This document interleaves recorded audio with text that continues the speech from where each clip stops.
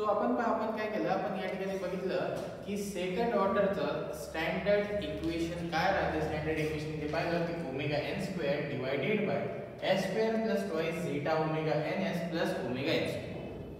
आता हे standard equation पाहिलं, याच्यावर एक सेकंड ऑर्डर कसं काय की आपण काय करतो, हायेस्ट पॉवर आपण काय करतो, आपण या ठिकाणी पाहतो highest power of characteristic equation is obtained by equating the denominator of closed loop transfer function to 0. जेव्हा क्लोज लूप ट्रान्सफर फंक्शनला 0 सोबत तुम्ही करणार तेव्हा काय होणार आहे, तेव्हा या ठिकाणी काय मिळणार तुम्हाला कॅरेक्टरिस्टिक इक्वेशन मिळणार आहे आणि त्याची हायेस्ट पॉवर आहे 2. हायेस्ट पॉवर आहे 2, तिथे काय सेकंड ऑर्डर. आता सेकंड ऑर्डर बद्दल थोडंसं, जेव्हाही तुम्ही सेकंड ऑर्डर सिस्टीम पाहता, सेकंड ऑर्डरचा सिस्टीमचा जो रिस्पॉन्स राहतो हा राहतो काइंड ऑफ ऑसिलेटरी. याला थोडंसं बघू की कसं काय. एक्झाम्पल घेऊ, या एक्झाम्पलवर आणि त्याला कंपेअर करू आणि मग तुम्हाला क्लिअरली कळेल की इथे सिग्निफिकन्स काय आहे ओमेगा एन चा. मी म्हटलं ऑसिलेटरी राहते तर हे ओमेगा एन स्क्वेअर काय राहते, ही राहते नॅचरल फ्रिक्वेन्सी ज्याच्यावर होत असते ऑसिलेशन. नेक्स्ट आहे इथे झीटा काय असते, झीटा असते तुमचा डॅम्पिंग रेशो. हा डॅम्पिंग रेशो आला कसा काय, डॅम्पिंग कशावर डिपेंड करते, काय करते, या सगळ्या गोष्टी एका एक्झाम्पलवर बघू. याच्या एक्झाम्पलसाठी मी घेतो आहे एक पीएमएमसी इन्स्ट्रुमेंट. ठीक आहे, पीएमएमसी इन्स्ट्रुमेंट ऑलमोस्ट सगळ्यांना माहिती असेल की हा काय, इथे आपण काय करतो, एक परमनंट मॅग्नेट प्लेस करतो. याच्यामध्ये राहते एक फॉर्मर, ॲल्युमिनियम फॉर्मर राहते. याच्यावर काय करता तुम्ही, काय करता, वाइंडिंग प्लेस करता. इथे याला दिले जाते स्प्रिंग आणि याला प्रोव्हाइड करता तुम्ही करंट. या ठिकाणी प्लेस असते तुमचा पॉइंटर, या ठिकाणी काय असते, प्लेस असते तुमचा पॉइंटर. याच्याकडे थोडंसं बघा आणि व्यवस्थित कळेल, थोडंसं लक्ष द्या. मी म्हटलं हा पीएमएमसी इन्स्ट्रुमेंट. मी काय करतो, मी इथं पाहता पीएमएमसी इन्स्ट्रुमेंटचा पाहतो एमिटर मध्ये काय होते की तुम्ही काय करता, याला करंट देता, एका ठिकाणी करंट एंटर करते, दुसऱ्या ठिकाणी काय करते लिव्ह करते. आता मी म्हटलं करंट एंटर झाला, परमनंट मॅग्नेट केला, तुम्ही काय करता, करंट जसा एंटर होते, current carrying conductor place in a magnetic field experiences a force मिळतो बा एक्सपिरियन्सेस अ फोर्स. आणि या ठिकाणी काय होते की हा जो फॉर्मर आहे हा काय आहे तुमचा, हा काय होते, रोटेट होते. हा रोटेट होते तर तुम्हाला काय पॉइंटरवर काय घेता, त्याची घेता तुम्ही डिफ्लेक्शन. हा काय होते, हा रोटेट होते. ठीक आहे, मी जरी म्हटलं जो प्रिन्सिपल होता current carrying conductor place in a magnetic field, इथे काय होते, एक्सपिरियन्सेस ऑफ फोर्स. तो कंडक्टर तो काय करते, एक्सपिरियन्स काय करते, फोर्स काय करते, एक्सपिरियन्स करते. बट इथे जे तुम्हाला मिळते इथे रोटेशनल मोशन मिळते आणि हे जे डिफ्लेक्शन राहते हे काय घेता तुम्ही, हे घेता तुम्ही पॉइंटर. आता रोटेशन मिळाली, काय मिळाली, रोटेशन मिळाली. मला हे सांगा, मी एक इनपुट देऊ राहिलो, रोटेशन मिळाली म्हणजे काय झालं, या ठिकाणी तुम्हाला मिळाली अँग्युलर डिस्प्लेसमेंट. तुम्हाला काय मिळाली, अँग्युलर डिस्प्लेसमेंट मिळाली. जशी अँग्युलर डिस्प्लेसमेंट मिळाली, या ठिकाणी आपल्याला एक गोष्ट लक्षात घ्यायची आहे. हे जे आहे इथे आपण याला कॅटेगराइज करू, मॉडेलिंग ऑफ. इथे दोन पाहिलं तर एक पाहिलं तर ट्रान्सलेशनल, दुसरी पाहिलं ती रोटेशनल. ही कोणती सिस्टीम झाली, जसं डिफ्लेक्शन मिळते ही झाली तुमची रोटेशनल सिस्टीम. ही काय झाली तुमची, ही झाली रोटेशनल सिस्टीम. रोटेशनल सिस्टीम मध्ये आउटपुट काय असते, आउटपुट असते तुमचा इथे डिफ्लेक्शन और अँग्युलर डिस्प्लेसमेंट. इनपुट काय असते, इनपुट असते तुमचा टॉर्क. इनपुट काय असते, टॉर्क. आता बा हे इक्वेशन मध्ये कळणार नाही तुम्हाला, जसं मेजरमेंट मध्ये जाऊ तसं बेटर कळेल की टॉर्क इनपुट राहते. जो एक करंट असते इथे, जो एक करंट एंटर करते याच्यामध्ये, जेवढा करंट असेल तेवढा टॉर्क राहतो. ठीक आहे, सो इनपुट काय आहे तुमचा टॉर्क आहे, आउटपुट काय आहे तुमचा डिफ्लेक्शन आहे. जर मी इक्वेशन घेत असेल तर काय लिहितो, टीडी जो डिफ्लेक्टिंग टॉर्क, इथे एक आपण सध्या टाइम मध्येच निवडल्यात TD इज इक्वल्स टू बघा जे इक्वेशन आपण पाहिलं होतं इक्वेशन काय होतं इक्वेशन होतं J d2 theta upon dt square plus या ठिकाणी घेतो आहे B d theta upon dt plus k theta मी म्हटलं होतं की आपल्याला हे इक्वेशन कामात पडेल हे इक्वेशन काय पडेल कामात पडेल हे इक्वेशन काय आहे हे आहे तुमच्या एका रोटेशनल सिस्टीमचं इक्वेशन हा काय आहे तुमचा हा इनपुट थीटा काय होता तुमचा आउटपुट आता मला पाहिजे आहे ट्रान्सफर फंक्शन मला काय पाहिजे मला पाहिजे आहे ट्रान्सफर फंक्शन जर मला ट्रान्सफर फंक्शन पाहिजे आहे तर या ठिकाणी बघा ट्रान्सफर फंक्शन काय असते आउटपुट पण इनपुट काय दिलं करंट म्हणजे काय टॉर्क आउटपुट काय तुमचा डिस्प्लेसमेंट कोणती अँग्युलर डिस्प्लेसमेंट तर मी काय घेतो याचा काय करतो या ठिकाणी घेतो दोन्ही ठिकाणी लॅप्लास ट्रान्सफॉर्म घेतो याला म्हणतो पा TD of S is equals to दोन वेळा डिफरन्शिएशन झाला इनिशियल कंडिशन अज्यूम करायचे 0 हे काय असणार आहे हे असणार आहे J S स्क्वेअर इथे येणार आहे theta of S plus D into S into theta of S plus K theta of S ठीक है J काय आहे J आहे इनर्शिया जे काय इनर्शिया याचा ऑफ कोर्स रोटेशनल बॉडीचा काय असते इनर्शिया असते B काय आहे D आहे इथे आपण म्हणतो डॅम्पर B काय म्हणतो B काय आहे डॅम्पर म्हणजे काय डॅम्पर जो प्रोवाइड करते फ्रिक्शनल टॉर्क जो प्रोवाइड करते फ्रिक्शनल टॉर्क पहा मी काय म्हणतोय माझे वर्ड्स लक्षात घ्यायचे लिहायचे प्रॉपरली कारण तुम्हाला जसं पुढे जाऊ तसं कळेल की हा कोणी केला इथे जी डॅम्पिंग प्रोवाइड करत असते हा ॲल्युमिनियम फॉर्मर जो ठेवला आहे हा काय करते डॅम्पिंग प्रोवाइड करते आणि इथे डॅम्पिंग जी प्रोवाइड होत असते ती होत असते bye means of eddy current damping ठीक आहे त्याला आपण म्हणतो डॅम्पर आणि तो काय असते डॅम्पिंग टॉर्क असते TD is equals to B theta upon dt नंतर स्प्रिंग K theta आता याला जर पाहिलं आउटपुट आपण इनपुट जर केला theta of S divided by इथे होणार आहे TD of S which is equals to इथे आता कॉमन काढला तर हा येणार 1 अपॉन येणार आहे 1 upon J S square plus BS plus K मला काय पाहिजे मला याचा कोएफिशिएंट काय पाहिजे 1 याच्यासोबत कंपेअर करायचं असेल तर मी काय करतो इथे कॉमन काढतो J हे होणार आहे 1 upon J divided by S square plus B upon J plus S plus K divided bye काय J हा काय झाला मला हा झाला ट्रान्सफर फंक्शन ऑफ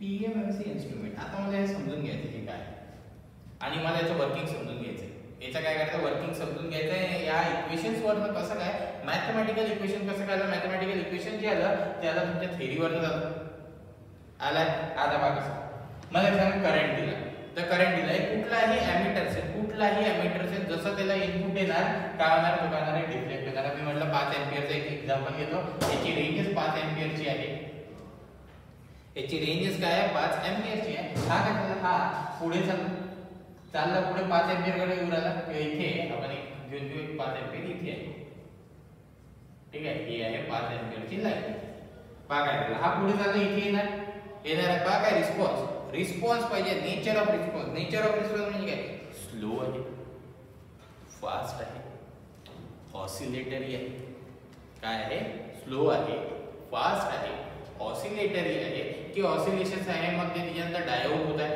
हा रिस्पॉन्स आहे कसा नेचर ऑफ रिस्पॉन्स बघायचं नेचर ऑफ रिस्पॉन्स पर कसं काय असणार आहे नेचर ऑफ रिस्पॉन्स डिपेंड करेल की तुम्ही जो इनर्शिया एलिमेंट होता त्याच्यावर पहिला पहा इनर्शिया एलिमेंट इथे नेचर ऑफ रिस्पॉन्स जर बघायचं थीटा वगैरे जे पाहतोय आउटपुट कशावर डिपेंड करते एक तुमचा हा जो इनर्शिया एलिमेंट जे सोबत तुमच्या डॅम्परवर सोबत तुमच्या काय करते स्प्रिंग वरही काय करते तुमचा काय होते नेचर ऑफ रिस्पॉन्स काय करते इथे काय करते डिपेंड करते ओके तर आता पहा जर मी इनपुट दिला तर हा काय आहे डिफ्लेक्ट होणार हा काय होणार आहे, या ठिकाणी काय होणार आहे, डिफ्लेक्ट होणार आहे. हा जर येत असेल इथे आणि इथे काय करत असेल, इथे थोडंसं ऑसिलेट करत असेल थोडं आणि मग काय असेल, या 5 एम्पियर वर काय येत असेल, ते हे जे झालं हे काय आहे तुमचं नेचर ऑफ रिस्पॉन्स.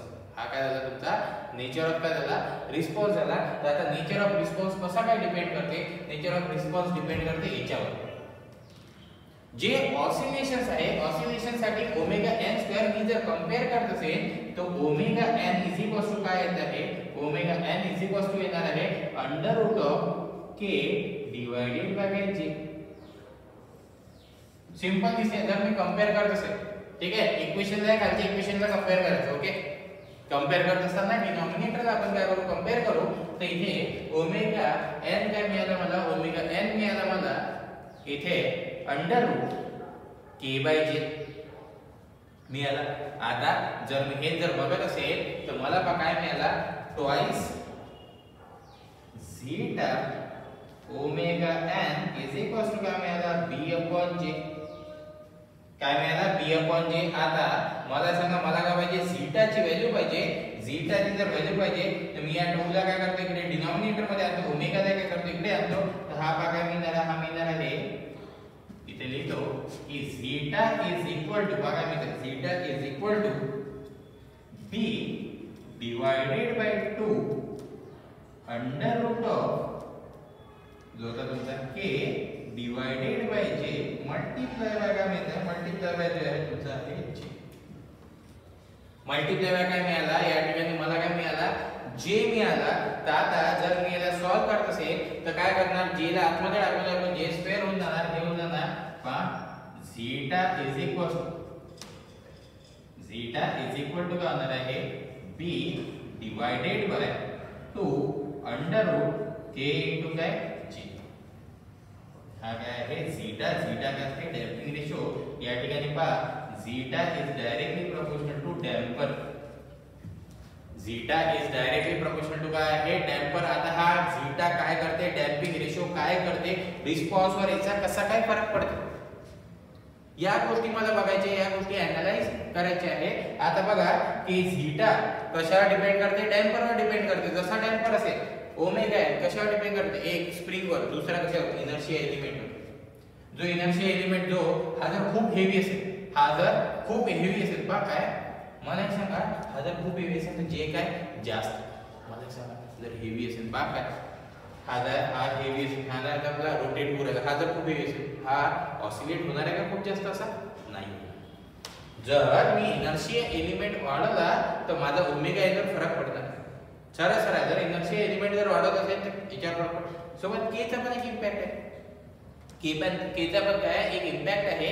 जर तुम्ही पाहत असाल स्प्रिंग कॉन्स्टंट जर तुम्ही चेंज करत असाल, स्प्रिंग कॉन्स्टंट जर तुम्ही चेंज करत असाल, हा स्प्रिंग कॉन्स्टंट आहे ना k, हा जर चेंज केला तर नॅचरल फ्रिक्वेन्सीवर काय होणार आहे, फरक पडणार आहे. ही नॅचरल फ्रिक्वेन्सी आली कशी की कधीही जर तुम्ही सेकंड ऑर्डर और एखादी हायर ऑर्डर सिस्टीमचा जर रिस्पॉन्स बघत असेल तर याच्यामध्ये कसं असते, याच्यामध्ये कंटिन्युअस अँड सस्टेन ऑसिलेशन राहतात near to steady state. Near to काय राहते, स्टेडी स्टेट. आणि ते जे फ्रिक्वेन्सीचा जे राहते, जे आहे कंटिन्युअस आणि सस्टेन जे ऑसिलेशन राहते नियर टू स्टेडी स्टेट, याची जी फ्रिक्वेन्सी राहते ही राहते ओमेगा n. याला आपण म्हणतो असतो नॅचरल फ्रिक्वेन्सी. याला काय म्हणतो असतो, नॅचरल काय म्हणतो असतो, फ्रिक्वेन्सी म्हणत असतो. आता मी काय करतो, कंपॅरिझन करतो. पहा कसं कंपेअर करतो. हे तर मला मिळालं की हे कसं काय डिपेंड करते, काय करते, कसा काय रिस्पॉन्स मिळते. आता पहा माझं कंपॅरिझन आहे या इक्वेशनचं.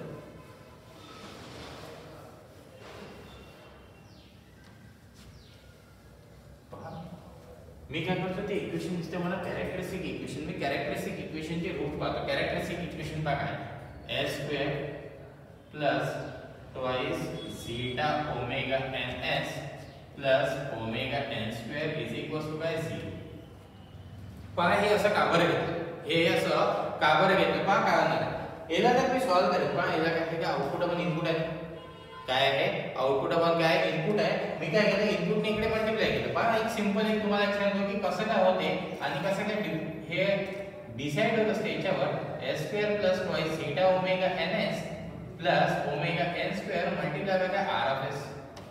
आता मला एक सांगा, तुम्ही काय करणार, याला टाइम डोमेन मध्ये नेणार. तुम्ही काय करणार, याला काय करणार आहे, टाइम डोमेन मध्ये नेणार. जर टाइम डोमेन मध्ये नेत आहे तर तुम्हाला लॅपलास इन्व्हर्स करावं लागेल. लॅपलास इन्व्हर्स साठी तुम्हाला काय लागतं, याचे काय लागतात, रूट्स लागतात. याचे काय लागतात, रूट्स लागतात. तर एक एक आपण याचे रूट्स बघू. रूट्स कसे फाइंड आउट करायचे, इथे किती असणार आहे, दोन रूट असणार आहे. आपण s इक्वल काय असते, ते जे रूट काढायचे असेल तर आपण इक्वेशन सोबत कंपेअर करतो, -b plus minus under root b² minus 4ac divided by 2ac. राहते असे आपले रूट्स. तर -b कोणता आहे, -b आहे तुमचा हा. ठीक आहे, या ठिकाणी जर बघत असेल -b बघतोय, हा काय असते a b आणि याचा कोएफिशिएंट काय असते c. इथे c तर तुमचा आहे ओमेगा n², a तर आहे 1. इथे जर याला पाहिलं तर हे काय आहे -2 झीटा ओमेगा n. मी 2 आणि हा 2 करून टाकतो कॅन्सल. ठीक आहे, plus minus under root b² काय आहे, b² येणार आहे 4 झीटा ओमेगा n. याचा काय येणार आहे, याचा येणार आहे स्क्वेअर. यांचा काय येणार आहे, याचा हातला झीटा² ओमेगा n² मायनस 4 a किती आहे 1 ओमेगा n². हा 4 बाहेर काढला तर खाली होता 2. हा 2 दोघांना गेला तर 2 a 2 a. बरोबर वाटल्यास याला आपण लिहू टाकू -2 डिवाइडेड बाय 2. याच्यातनं 4 बाहेर निघतो, ओमेगा n² काय निघतो, बाहेर निघतो. इथे पहा हे काय झालं, हे झालं 2 याचा कॅन्सल झाला minus zeta omega n plus minus पहा काय केलं, plus minus omega n under root zeta minus 1. Okay, सोबत आता तर बघत असेल मी काय करतो, यातनं मायनस साइन बाहेर. पुढे काय की का बरं मायनस साइन बाहेर काढली, तर पहा काय झालं, हे झालं zeta omega n plus minus 1 जर बाहेर काढला तर काय येणार आहे, इथे येणार आहे j omega n under root 1 minus zeta. पुढे जाऊन काय की असं का केलं, तर तुम्हाला दोन रूट्स काय मिळाले, असे मिळाले. पहा दोन रूट्स काय मिळाले, याचे कसे मिळाले. आता हे जे रूट्स आहे, या रूट्सच्या व्हॅल्यू कशावर डिपेंड करतात, एक डिपेंड करते ओमेगा n वर आणि दुसरी काय करते आहे, डिपेंड करते तुमच्या झीटावर. झीटाला काय म्हणतो आपण, झीटा राहते आपला डॅम्पिंग रेशो. झीटा काय राहते तुमचा, झीटा राहते डॅम्पिंग रेशो. हे डॅम्पिंग काय आहे, डॅम्पिंग काय असते की जेव्हाही तुमचा पॉइंटर मूव्ह होईल, जेव्हाही तुमचा पॉइंटर मूव्ह होत असेल तर त्याला कुठेतरी जाऊन एका फायनल व्हॅल्यूवर थांबायचं. जर 5 एंपियरचा करंट आहे तर 5 एंपियर जाऊन त्याला काय करायचं, तिथे जाऊन काय करायचं, थांबायचं आहे. आता जर थांबायचं असेल तर तुम्हाला काय करावं लागेल, थांबवायसाठी काय करायचं, तुम्ही ना एखादी गाडी जर चालली आहे तिला जर थांबवायचं असेल तर ब्रेक मारता म्हणजे काय, तिथे करता फ्रिक्शन देतात. तिथे काय देतात, फ्रिक्शन देतात. हे डॅम्पिंग काय असते, डॅम्पिंग फ्रिक्शनच असते की याला तिथे जाऊन हा थांबला पाहिजे. और अगर ऑसिलेट होत असेल, हा जर इथे ऑसिलेटच असेल त्याला फ्रिक्शन प्रोव्हाइड करून तिथे काय करायचं आहे, तुम्हाला काय करायचं आहे, थांबवायचं आहे. जर थांबवायचं आहे तर आता बघा रिस्पॉन्स अल्टिमेटली तुमचा डिपेंड करते या झीटाच्या व्हॅल्यूवर. जो डॅम्पर तुम्ही प्रोव्हाइड केला, जो तुम्ही डॅम्पर प्रोव्हाइड केला त्याच्यावर काय करते आहे, डिपेंड करते आहे. जर मी बघायला, जर मी म्हटलं झीटाची व्हॅल्यू पहा काय करतो, एक जे आहे इथे आपण व्हॅल्यूज बघू की कसं काय तुम्ही झीटाची जर व्हॅल्यू चूज केली, झीटाची जर व्हॅल्यू चूज केली तर तुम्हाला इथे कळेल की आउटपुट काय मिळते. मी काय करतो, मी ना व्हॅल्यू काय करतो, पुट करतो 0. व्हॅल्यू काय करतो, पुट करतो 0 पुट करतो. 0 जर पुट केला तर काय मिळते, 0 जर पुट केला तर ही टर्म काय झाली 0, ही टर्म काय झाली 0 झाली. ही टर्म मिळाली तुम्हाला plus minus j omega n. हे काय मिळाली, plus minus j omega n. पहा मी काय करतो, इक्वेशन मध्ये पुट करतो. पहा हे ओमेगा n², झीटाची व्हॅल्यू 0 जर झाली तर s² plus twice zeta omega n तिथे 0 झाली, हे काय झालं ओमेगा n². काय मिळाला, r ऑफ s, जो तुम्ही इनपुट दिलाय. मला एक सांगा की जर अशा सिच्युएशनला जर मी रिस्पॉन्स पाहत असेल, हे काय दिसते omega n upon s² plus omega n². याचा जर लॅपलास इन्व्हर्स घेत असेल तर काय मिळते लॅपलास इन्व्हर्स, याचा लॅपलास इन्व्हर्स मिळते sin of omega nt. sin of omega nt. आणि तुम्हाला माहिती आहे की sin काय असते, इथे जर बघत असेल याला इथे साइनचा जर लॅपलास तुम्ही काय केला ट्रान्सफॉर्म केला तर ऍक्च्युअली साइनचा लॅपलास ट्रान्सफॉर्म बघायचा असते. साइनचा ऍक्च्युअली लॅपलास ट्रान्सफॉर्म आहे तुमचा sin omega theta omega n upon s square plus omega n square. इथे ओमेगा n स्क्वेअर एक ओमेगा n बाहेर येऊन जाणार इथे. ओके हा असा रिस्पॉन्स मेन हा तर ऑसिलेटरी रिस्पॉन्स आहे ना. हा काय तुमचा ऑसिलेटरी रिस्पॉन्स आहे. म्हणजे काय की जर तुम्ही डॅम्पिंग दिली नाही तर काय होणार रिस्पॉन्स मध्ये काय होणार पॉइंटर तो मूव होणार पण हा पॉइंटर काय होणार आहे ऑसिलेट होत जाणार आहे नियर टू कुठे फायनल पोझिशन वर. एक एक्झाम्पल होतं त्याच्यावर तुम्हाला कळते की कसं काय जर या ठिकाणी आपण जर नंबर ऑफ केसेस घेतले तर नंबर ऑफ केसेस वर ना जर केस 1 बघतोय मी थीटा इज इक्वल्स टू 0 याला या सिच्युएशनला आपण म्हणतो अनडॅम्प्ड. याला म्हणतो आपण अनडॅम्प्ड. डॅम्पिंग दिलीच नाही. डॅम्पिंग जर दिली नाही तर रिस्पॉन्स पा काय आपण काय करत असतो मला एक सांगा इनपुट कोणता देत असतो आणि मी रिस्पॉन्स चेक करतो म्हणजे ऑफ कोर्स मी आउटपुट चेक करणार. ऑफ कोर्स काय करणार आहे मी काय करणार आहे इथे काय करणार आहे इथे चेक करणार आहे आउटपुट आहे माझा डिफ्लेक्शन काय व्हायला पाहिजे इनपुट दिला डीसी सप्लाय इनपुट काय दिला इनपुट दिला डीसी सप्लाय. डीसी कशासाठी दिला आणि तसंही पीएमएमसी वर्क कशावर करते फक्त आणि फक्त डीसी वर. जर मी डीसी सप्लाय देतो आहे तर डीसी सप्लाय दिल्यावर काय होणार आहे डीसी सप्लाय दिल्यावर हा इथे जाणार आणि हा काय करेल हा फायनल पोझिशनवर फक्त काय करेल ऑसिलेट करेल कारण तुम्ही काय केलं डॅम्पिंग दिली नाही. तुम्ही काय केलं डॅम्पिंग दिली का इथे नाही. तुम्ही डॅम्पिंग प्रोव्हाइड केली नाही तर याला म्हणत असतो आपण अनडॅम्प्ड सिच्युएशन. याला म्हणत असतो आपण अनडॅम्प्ड. ही जी कंडिशन आहे की झीटा इज इक्वल्स टू 1 जर तुम्ही झीटा इज इक्वल्स टू 0 तर याला काय म्हणतो अनडॅम्प्ड. नंतर आहे केस 2 जर तुम्ही डॅम्पिंग प्रोव्हाइड केली पण डॅम्पिंग दिली इन बिटवीन 0 to 1 याला म्हणतो आपण अंडरडॅम्प. याला काय म्हणतो आपण अंडरडॅम्प. आता डॅम्पिंग दिली 0 to 1 च्या मध्ये 0 to 1 च्या मध्ये दिले या सिस्टीमचा आपण एनालिसिस करणार आहे कसं काय तोच रिस्पॉन्स मिळाला कसा काय तोच रिस्पॉन्स मिळाला हे पण आपण बघू. या सिस्टीमचा डिटेल एनालिसिस करू. आता या ठिकाणी रिस्पॉन्स काय मिळतो रिस्पॉन्स काय मिळतो रिस्पॉन्स म्हणजे काय आउटपुट तुम्ही पाहताय हा इथे टाइम आहे तर हा रिस्पॉन्स पहा हा तुम्ही जर डीसी दिला आहे तर रिस्पॉन्स तुम्हाला मिळतो असा. या ठिकाणी काय होऊन जाते हे जे ऑसिलेशन्स आहेत हे काय होऊन जातात डॅम्प आउट होऊन जातात.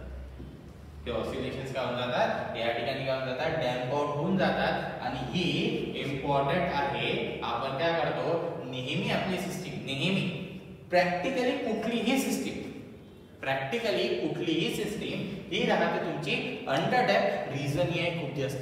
रिझन काय जर अंडरडॅम्प सिस्टीम असेल ना तर मोर नंबर ऑफ परफॉर्मन्स पॅरामीटर मिळतात. तुम्ही या सिस्टीमचा खूप बेटर परफॉर्मन्स चेक करू शकता.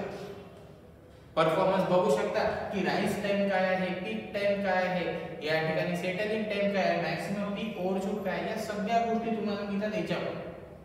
0 आणि 1 च्या मध्ये जर तुमचा झीटा असेल तर नेक्स्ट आहे जर मी आता काय करतोय मी देतो आहे आयडियल सिच्युएशन मला जेवढ्याची गरज आहे. थर्ड आहे आयडियल सिच्युएशन. आयडियल सिच्युएशन काय आहे झीटा इज इक्वल्स टू 1 याला म्हणतो आपण क्रिटिकली डॅम्प और याला तो आपण म्हणतो क्रिटिकल डॅम्पिंग.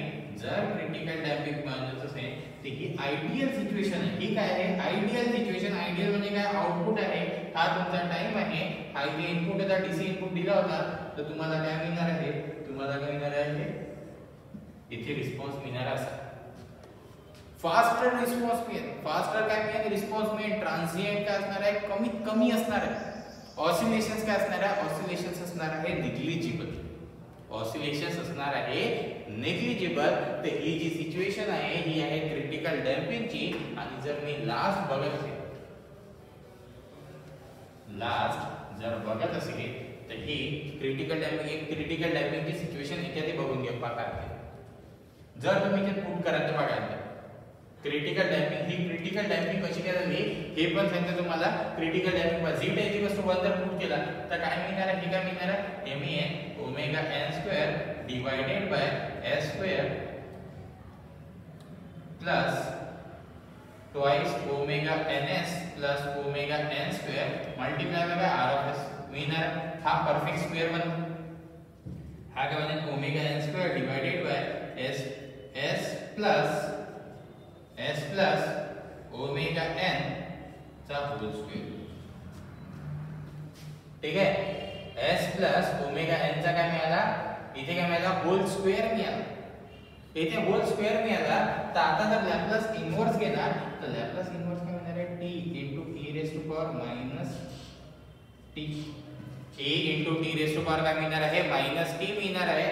जर असं जर मिळालं की असताना आपण लॅप्लास इन्व्हर्स घेतो ना, ऑफ कोर्स इथे ओमेगा n into t आहे. मला सांगा हे काय डिकेइंग आहे, हे काय रायझिंग आहे. तुम्ही काय करा, टाइम वाढत जाणार, टाइम जसा वाढत जाणार रिस्पॉन्स वाढत जाणार आणि हा काय होत, हा डिके होत जाणार. हा शेवटी काय होत जाणार आहे, हा याची जी व्हॅल्यू आहे याची व्हॅल्यू काय होत जाणार आहे अल्टिमेटली. जर अल्टिमेट व्हॅल्यू पाहणार आहे त्याची अल्टिमेट व्हॅल्यू काय होत जाणार आहे, इथे जे आहे डिकेइंग आहे त्याची अल्टिमेट व्हॅल्यू काय होऊन जाते, तुम्हाला मिळून जाते 0. याची काय मिळून जाते अल्टिमेट व्हॅल्यू काय, हा डिकेइंग कंपोनेंट आहे, हा काय होणार आहे फास्टली काय होणार आहे, डिके होणार आहे. तर अशा काइंड मध्ये तुम्हाला हे जसं क्रिटिकल डॅम्पिंग करू, हे तुम्ही फक्त ओव्हरव्ह्यू दिला, हे फक्त ओव्हरव्ह्यू आहे. रूट्स बद्दल आणखी डिस्कस करू की रूट्स कसे राहतात, काय राहतात, त्याने काय इम्पॅक्ट काय होते, त्याने इम्पॅक्ट काय होते याच्याबद्दल डिस्कस करू. सध्या आपण डिस्कस करतो डॅम्पिंग बद्दल. नेक्स्ट आहे, जर मी झीटा ग्रेटर दॅन 1 जर घेतला त्याला म्हणतो आपण ओव्हरडॅम्प. याला म्हणतो ओव्हरडॅम्प. जर मी खूपच जास्त फ्रिक्शन प्रोव्हाइड करून दिलं, जर खूप जास्त फ्रिक्शन प्रोव्हाइड केला तर रिस्पॉन्स पहा कसा होणार, हे जे आहे ही डीसी क्वांटिटी रिस्पॉन्स कसा होणार, रिस्पॉन्स एकदम राहणार. याला म्हणतो आपण, हा रिस्पॉन्स राहणार स्लो अँड स्लगिश. हा काय राहणार आहे स्लो अँड स्लगिश. हा बिलकुल तुम्हाला रिस्पॉन्स देणार नाही. खूप आरामात 5 एंपियर म्हणजे हळूहळू 10-15 मिनिटांनंतर कुठेतरी तो 5 एंपियर वर पोहोचेल. तर जे आहे आपल्याला डॅम्पिंग कशासाठी देतो, डॅम्पिंग देतो की तुम्हाला जे ऑसिलेशन्स आहे त्यांना काय करायचं आहे, डॅम्प आउट करायचं आहे. त्यांना काय करायचं आहे, कमी करायचं आहे. त्यांना जर कमी करायचं असेल तर तुम्ही काय करता, तुम्ही या ठिकाणी काय करता, डॅम्पिंग प्रोव्हाइड करता. डॅम्पिंग युजुअली किती प्रोव्हाइड करत असतात, आपल्याला आयडियल कंडिशन काय आहे, झीटा = 1. आयडियल आहे क्रिटिकली डॅम्प, हे काय आहे आयडियल कंडिशन आहे. प्रॅक्टिकली काय करता तुम्ही, इथे प्लेस करता zeta in between 0 to 1. Reason मी सांगेन कसं काय याच्यावर आहे की कधी सिस्टीम मध्ये जर कधी चुकून प्रॉब्लेम आला, जर तुम्ही क्रिटिकली डॅम्प सिस्टीम घेतली. एक एक्झाम्पल सांगतो, पुणे मेट्रो मध्ये तुम्हाला याच्यावर पॉसिबल क्वेश्चन आहे, या टॉपिकवर पॉसिबल क्वेश्चन आहे पुणे मेट्रो मध्ये. तर जर येथे सिस्टीम मध्ये जर काही प्रॉब्लेम येत असेल, जर सिस्टीम मध्ये काहीही प्रॉब्लेम आला तर सिस्टीमचा काय होणार आहे, गेन काय होणार आहे, चेंज होणार. जनरली गेन कधीच वाढत नसते, गेन कमी होऊन जात असतो जर सिस्टीम मध्ये प्रॉब्लेम आला. असं कधीच होणार नाही की गेन इन्फायनाइट होऊन गेला सिस्टीम. मग असे जर प्रॉब्लेम होत असेल तर आपल्याला ती सिस्टीम तर पाहिजेच की जिच्यात गेन इन्फायनाइट आहे. पण असं होत नाही की कधीही कोणता प्रॉब्लेम आला तर गेन काय होत असते, गेन होत असते रिड्यूस. गेन जर रिड्यूस झाला तर डॅम्पिंग वाढत असते. हे एक रिलेशन आपण बघू की zeta is inversely proportional to root of gain. एक आपल्याला डेरिव्हेशन तिथं बघायचं आहे की काय आहे की जर तुम्ही क्रिटिकली डॅम्प सिस्टीम यूज केली, जर तुम्ही क्रिटिकली डॅम्प सिस्टीम यूज केली तर काय होते, जर चुकून सिस्टीम मध्ये प्रॉब्लेम आला आणि गेन जर कमी झाला तर तुमचा झीटा जो वाढत जातो तो क्रिटिकली डॅम्प सिस्टीम बनून जाते तुमची ओव्हरडॅम्प. क्रिटिकली डॅम्प सिस्टीम काय बनते, तुमची बनून जाते ओव्हरडॅम्प सिस्टीम. मग ओव्हरडॅम्प जर सिस्टीम बनली तर मला एक सांगा रिस्पॉन्स काय मिळणार, स्लो. पण तीच जर अंडरडॅम्प सिस्टीम असते, तीच जर काय असते अंडरडॅम्प सिस्टीम असती, तर अंडरडॅम्प सिस्टीम मध्ये जी डॅम्पिंग युजुअली प्रॅक्टिकली दिली जाते ही दिली जाते in between 0.3 to 0.7. He damping provide केली जाते. जर सिस्टीम मध्ये काही चेंजेस होत असेल, काही पॅरामीटर चेंज होत असेल तर काय होणार आहे, तर मे बी तुमची असं होऊ शकते की अंडरडॅम्प सिस्टीम क्रिटिकली डॅम्प बनून जाणार. काय होणार आहे, क्रिटिकली डॅम्प बसून जाणार, कारण गेन कमी झाला तर थीटा काय होतो, वाढत असतो. तर हे रिलेशन मोस्ट इम्पॉर्टंट आहे आपल्यासाठी, याचं डेरिव्हेशन हे आपल्याला बघायचं.